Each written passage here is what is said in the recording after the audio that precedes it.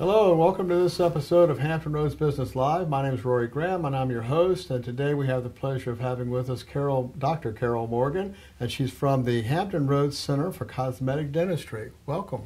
Thank you. Nice to have you here.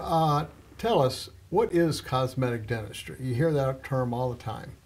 Well, cosmetic dentistry really is dentistry with an eye on aesthetics and natural beauty. So it can be something as simple as when I do a filling, I want to make it look natural and tooth colored and blend in with the environment, to, kind of on the extreme other end, a smile makeover. That would be where you would have a lot of upgrades to your smile, whether it's crooked teeth or dark teeth or whitening, all those kinds of things to enhance or make your smile look more aesthetically pleasing like it is in nature. Okay, so that is what a smile makeover is, which was the next question I was going to ask you, because that's the other term you hear an awful lot nowadays.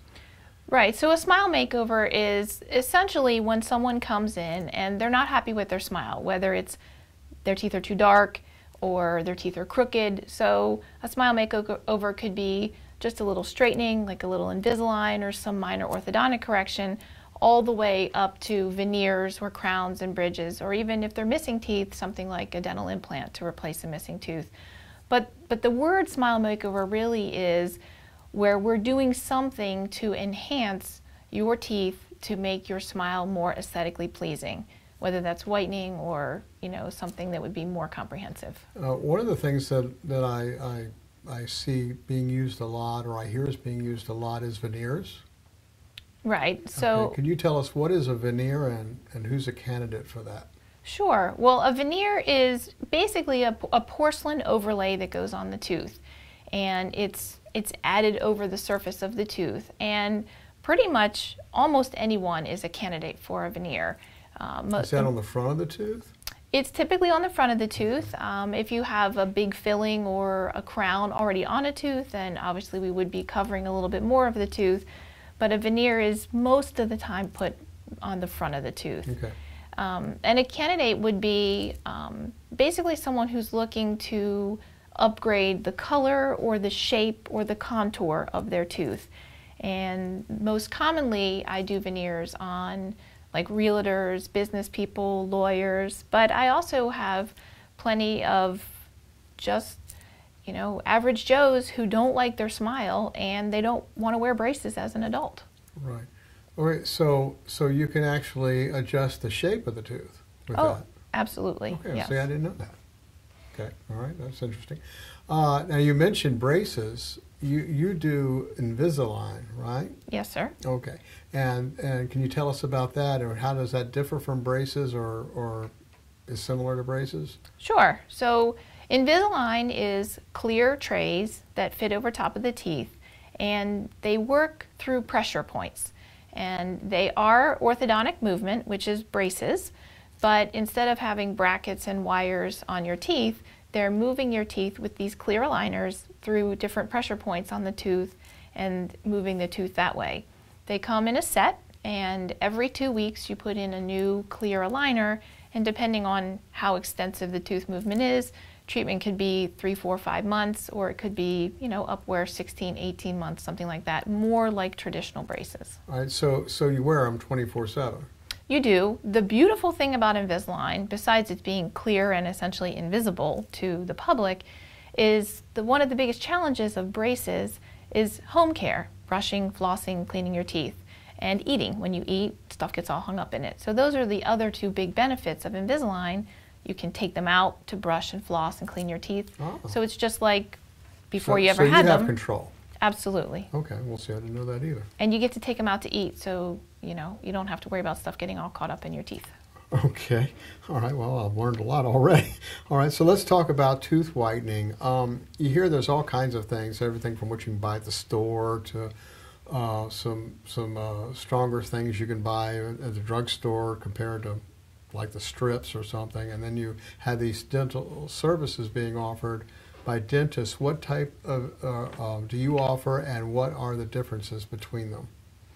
So the different types of whitening that are available are, like you said, some kind of a gel or a strip that you can purchase in the drugstore. And obviously for patient safety, they can only be up to a certain strength. so that, you know, they have to be available to the public, and we want to make sure that there's nothing out there that would harm anyone. Then the next step would be those things offered in a dental office, and we have 3 different options at our practice. The first one is a bleach pen, which looks just like a lipstick tube, and you paint the bleach on your teeth, and that you can use it anytime, like if you go out to dinner and you have a little stain or you have a little red wine, something like that. The next step would be clear trays where you would put a gel in there and you apply the material at home. And that material, that gel, is more concentrated when you're buying it from a dental practice. So it's more powerful, it's going to get the job done a little more quickly. But it's still done at home, and it takes about a week to 10 days. And then the third option we offer is Zoom, or the light-assisted whitening. And essentially, the end result is the same with Zoom as the home whitening. It's just a lot faster. So you come into the office, we prepare your teeth, make sure that all of the parts that we don't want to get whitening gel on are protected, and you sit under the light for about 3 15-minute sessions, and you leave in less than an hour and a half with far whiter teeth than you started. So it's 3 different visits? No, it's all one visit. Oh. It's just 3 sessions, one right after the other, under the lamp. One after the other. Okay. All right. And no pain? No pain. Okay. All right. Now, you know, when you and I were talking, you were talking to me about, when we were talking about teeth whitening and all, we were talking about veneers and all kinds of stuff. You were talking about being, the part about, maybe it was when we were talking about cosmetic dentistry. You were saying that there's an art to it in trying to make it fit the coloring and things, not just match what you have, but if you were going for whiter teeth, for instance, you don't need blazing. That might not be appropriate, right? Would you like to address that at all? Sure. Because I found that kind of interesting. Well, I think, you know, as a society, we've really put this huge emphasis on white teeth. And if I could just back up for a second, cosmetic dentistry can be interpreted in different ways, and I think all dentists are trained the same. We all go to dental school and we all learn the minimum requirements to be a dentist. And what really separates the different types of dentists that are out there is their additional training and their experience. And what you're talking about is, you know, some people want to have bright white, almost chiclet looking teeth, and they find that to be attractive. Others, the greatest compliment they can be paid is you have a beautiful smile, and they may have veneers, but no one knows it because their teeth look beautiful and natural. So that's where cosmetic dentistry really is somewhat in the eye of the beholder, but as a general rule, cosmetic dentistry is not just sticking big white chiclets on your teeth or trying to go for blazing white, because that's not how our teeth came out. And if you look at many of the Hollywood stars, they've kind of gotten away from those really, really white teeth, like Regis has, and are going back to a more natural smile. Right, and so there is an art to what you do. Absolutely, it's very artistic. And I guess over time that art improves like any other artist. So I would agree with that. Okay, you would agree with that. All right, that's good. Okay, so let's talk about what makes you different. You talked about a little bit of it. Is you've got years of experience and how you approach cosmetic dentistry. Can you tell us some other things that make you unique? Well, sure. As I said, all dentists are trained. We all go to dental school, right, and that's kind of our minimum training. But I think what makes me different is when you get to the moving on and doing continuing education, and then obviously experience. I've been practicing for 19 years, and I have dedicated extensive time to learning about cosmetic dentistry and what goes into a smile, the shape, the contour, the color, how you match it to a patient's skin tone, their face, their age, all those kinds of things. And also how the teeth fit and function in the mouth. Having a beautiful smile that falls apart because it's not functioning isn't going to do your patient any benefit. And I think the other thing that sets my practice apart and makes me different is we treat one patient at a time. It's not a big, busy office. It's not a clinic type setting, if you will. It's almost spa-like. It's very private, it's very intimate, and it's one patient at a time. Because a lot of people are nervous. People are nervous going to the dentist. They're concerned about pain. And I work very hard for great pain management. Patients do not feel discomfort in our office. and I go out of my way to make sure that they are extremely relaxed and have my undivided attention the entire time that they're there. So you're not hopping from room to room? No. Okay. No. All right. And that is quite different from experiences I've had. So, okay. Now, I know that you have, there is a problem called TMJ.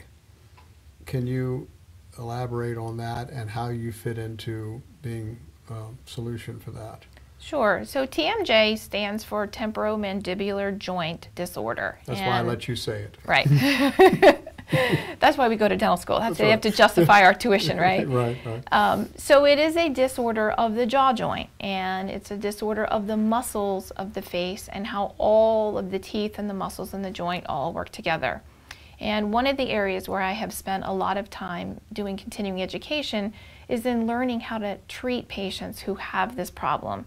And what makes it kind of unique is it's a problem of the muscle and a problem of the joint, but it's also a problem of the teeth. So my physician colleagues can't really treat it because they're not allowed to touch the teeth. So it's not really something that anybody would want, but there are many, many people who suffer from TMJ. And some of their most common symptoms are headaches, jaw clicking and popping noise that they hear when they're chewing or opening, and also head pain, neck pain, upper back pain, even ringing in the ears, and some vertigo problems can be related to the bite.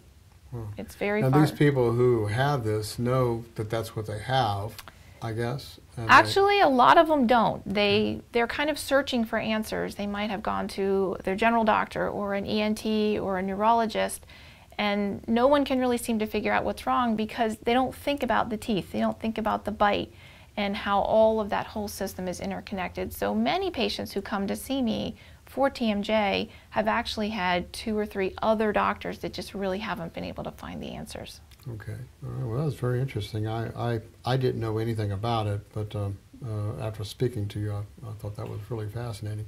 You also do performance mouth guards, which is different depending upon they're custom, but they're different depending upon the sport. And it's not like the Boyle mouth guard thing, right? Yes, sir.